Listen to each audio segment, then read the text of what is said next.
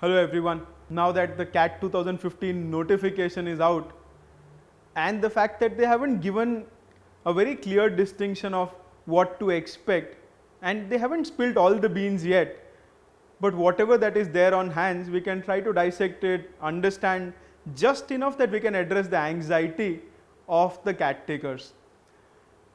Enough changes that have been doing rounds on all the forums possible, first of which is the 3-section time limit format, second of which is the calculator being a part of the paper, third and a major movement is the way they have done over the last 6 years is that the first 5 versions were 20 days where it was conducted over 2 slots, and now they have brought it down to 1 day, 2 slots. That's a superb movement operationally, which indirectly does benefit normalization errors, and also the fact that the number of questions from those first 5 versions of CAT, which were 60 questions of CAT, they've moved it to 100 questions for CAT with 50 questions each section last year versus 3-section format, which could approximately translate to 33-34 questions per section.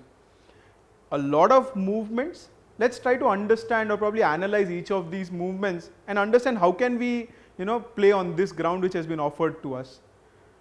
Before we start dissecting 2015 CAT format, let's look at what was on offer over the last 6 years of online testing or computer based testing as it is called. 2009 and 2010 were 3-section formats, and both the formats were 20 questions each in each section, and there was no time limit.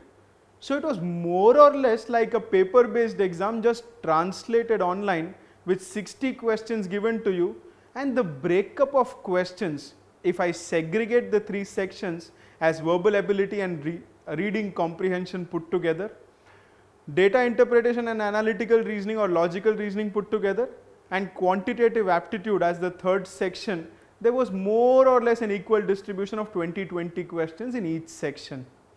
From there, in 2011 was the first time that they tried a time bound testing format where CAT, from this 3-section computer based testing, they moved to 2 sections with 30 questions each. A bird's eye view of the same 30 questions gives you a very clear indication that a 20 questions of quantitative aptitude and 10 questions of data interpretation were repackaged to 30 questions of that one section. Perfect, no change per se. On the other hand, a verbal ability which was around 20 questions and analytical or logical reasoning which was around 10 questions were again put together and made a section of 30 questions. The best thing that they tried with going time bound was that sectional balance of scores was something which was re-emphasized in this format. From there, 2012 and 2013 were more or less the same 2-section format getting repeated, but with no time limits.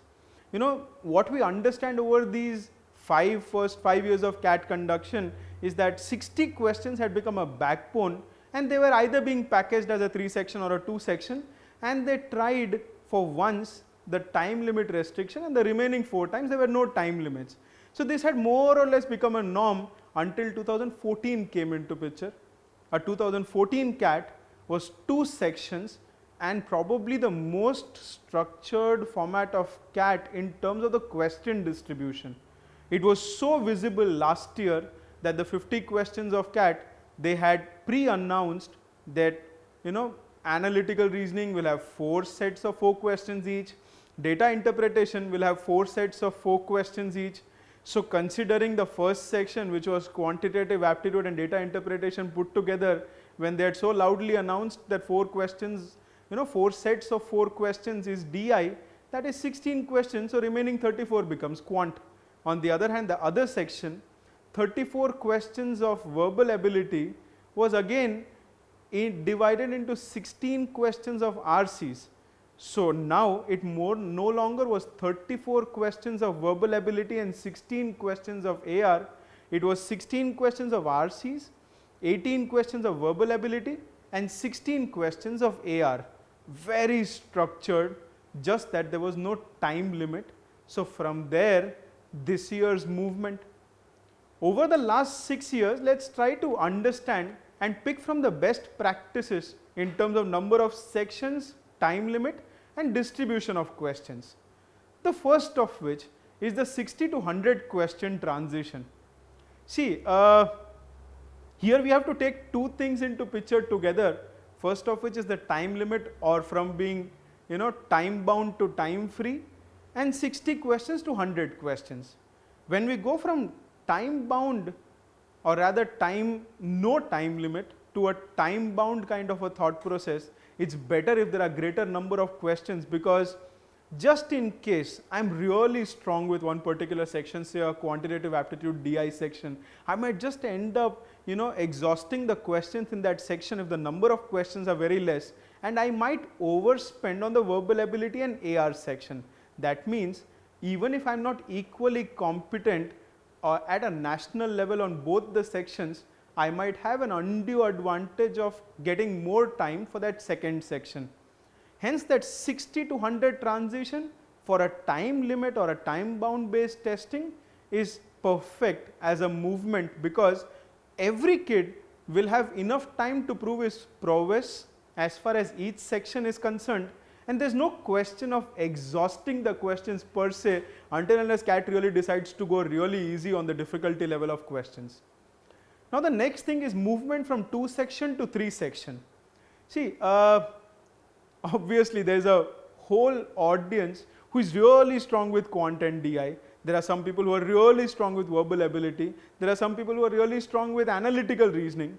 But then when it was a 2 section format, people used to select, or rather selectively overspend about the time distribution as far as AR is concerned, or analytical logical reasoning, and spend that much lesser time in doing verbal ability questions. A very similar polarization you could see in people choosing between data interpretation and quantitative aptitude. This particular way of approaching the paper is undoubtedly out now. It's not possible this year. So it's more or less a testing agency imposed way of ensuring that you're performing consistently across all the 3 sections. So this particular thing, as I will be stronger in quant and try to probably cover up the gaps that I have in data interpretation, or similarly I'll be strong in verbal ability and try to cover up the gaps that I have in AR, is not going to be a thing of this year. That's a good movement, because this eventually will give a greater percentile to those kids who are better off in all the 3 sections. Now the next thing is repackaging of sections, which is a very light thing. I don't know why would we want to get anxious about moving from a 2 section to 3 section. Let's look at last year. 34 questions of quant, 16 questions of DI, 16 questions of AR, LR, and 34 questions of verbal ability. Put them into 3 sections, it is 34 questions of verbal, 34 questions of quant, 32 questions of AR and DI. This year 100 questions is going to be divided across 3 sections. There's no hue and cry required at all. It's more or less repackaging just to ensure consistent delivery across all the 3 sections. From there, if I move, think about the 20-day to 1-day movement. This is a phenomenal movement. Let's look at the first 4 sections of first 4 versions of CAT. What used to happen was the people who used to take it on the first day could come out, share their experience, give a feel of what the difficulty level was, and the ones who used to follow the test taking would more or less have an idea of how many attempts, how to go about the paper, how to balance off the time, what to expect from the paper. So this somewhere killed the novelty of 1 exam per year thing. On the other hand, this year moving it to 1 day, we just sloshed all the benefits that used to go to those people who used to take it on the later days. So that's a wonderful movement. On the other hand, normalization perspective, 20 days, 2 slots, 40 papers, probably say 4,000 to 5,000 people taking a paper in each slot. It's so difficult to put all of them down on a single format or a single scale, whereas now it's far easier. So let's assume that we have around 1.75 lakh takers. If we sort of try to equally divide it, we should be seeing a 90 or 1,000 people taking CAT in 1 slot. That's a good number for a healthy normalization where unfair advantages to no section of people will happen. The next of which, the movement of introducing a calculator. Okay, from a very mature, trainer perspective, if we understand, there are enough kids who are able to comprehend the data interpretation questions really well. They reach, for example, let's take a sample of what was a percentage increase or a percentage decrease if we are asked. And we've reached the numerator and denominator, and it's some 4-digit number, say 1, 2, 3, 4, and the denominator is a 5-digit number, say 1, 2, 3, 4, 5. The amount of time that I'm going to take to calculate this is just dependent on my comfort with playing with numbers, and that is nothing to do with the comprehension ability that I have. That particular thing of calculation friendliness, which has been introduced this time, seems like a welcome decision, because nothing to take away from today's corporates, but as far as every boardroom discussion is concerned, everybody is carrying an Excel sheet in their hands, and calculation is not a stopping factor these days. It is more or less comprehension of what is asked. So I think that's also a welcome movement. The last of which enough myths around it, is what is this non-MCQ question? And I'll also try to approach this one particular question in a cat taker format, and that of rejection rather than selection. It cannot be an essay writing, because they've categorically mentioned in the same FAQs that it's a 3-section, first of which is quantitative aptitude, second is data interpretation and logical reasoning, third is verbal ability. So under that condition, it cannot be an essay. What can it be? They've asked us to key in the answer. Let's look at a parallel in an international testing format with a GRE, wherein there's a categorical question which is asked, which has a definitive answer. Say for example, how many kilometers do I have to travel on a time and speed distance based question? It's a definitive answer. I just have to key in that answer. Now here, the defense could be that they are neutralizing the luck factor. We also know that we've done it in the past, where we reach close to an option when we take an educated shot that okay, this is the answer. Now that particular frill that we used to have of playing with the options has been curtailed. A game is fair when the rules have been announced.